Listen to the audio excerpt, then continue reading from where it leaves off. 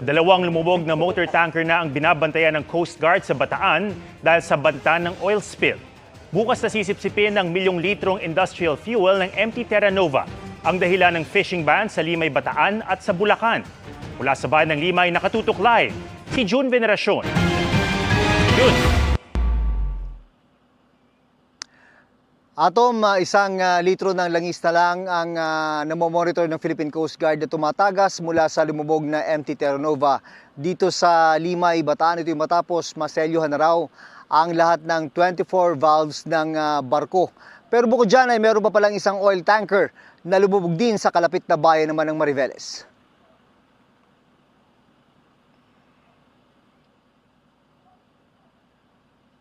Mula sa ere, parang antenang nakaangat sa karagatan sa bayan ng Mariveles ang MT Jason Bradley, ay kalawang oil tanker na lumubog sa Bataan kasunod ng MT Terra Nova.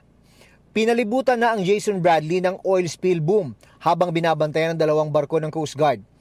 Dahil nakapagdiskarga na ito bago lumubog, 5,500 liters ng diesel na lang ang karga nito para makatakbo. Hindi rin ganun katindi ang epekto ng diesel kumpara sa industrial oil ayon sa Coast Guard. Pero kailangan pa ring alisin ang laman nitong diesel.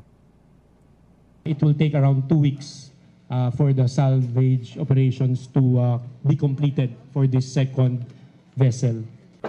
Kaugnay naman ang epekto ng MT Terra Nova. Manipis na langis o sheen na lang ang nakita sa maliit na bahagi ng Hagonoy, Bulacan at Cavite base sa latest aerial inspection ng Philippine Coast Guard. Bahagi ito ng inanod na langis mula sa Limay, Bataan kung saan lumubog ang MT Terra Nova na merong kargang halos 1.2 milyong litro ng industrial fuel oil.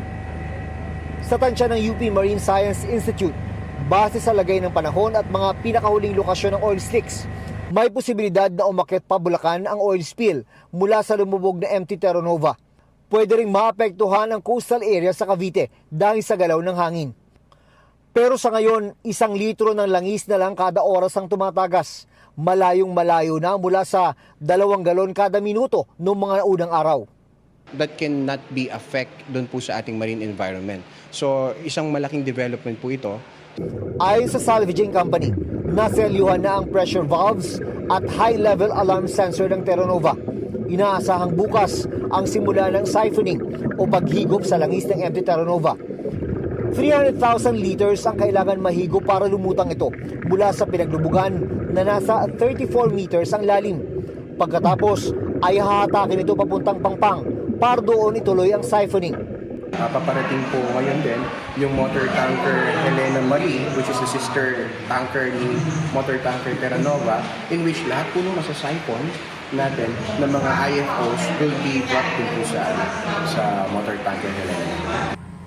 Patuloy ang pagbuga ng water cannon sa nakikitang langis habang tigil muna ang pag-spray ng oil dispersant na hindi epektibo kaya kailangang palitan ng ibang klase.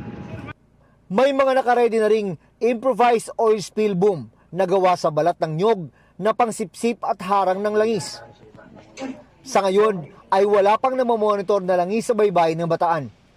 Pinagpulungan na yan ng mga lokal na pamahalaan at iba pang ahensya ng gobyerno. Kada 2 o 3 araw na susuriin ng Department of Health ang groundwater o tubig sa ilalim ng lupa sa Bataan.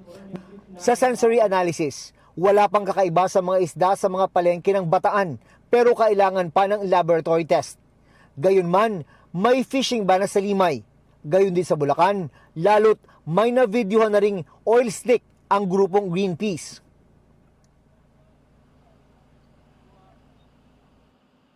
Sa kabila ng magandang development sa monitoring sa MT Terra Nova ay mananatili pa rin daw nagbabantay at naka-alerto ang Coast Guard maging ang mga lokal na pamahalaan para masigurong hindi makakarating ang langis sa dalampasigan. Atom. Maraming salamat, June Veneracion.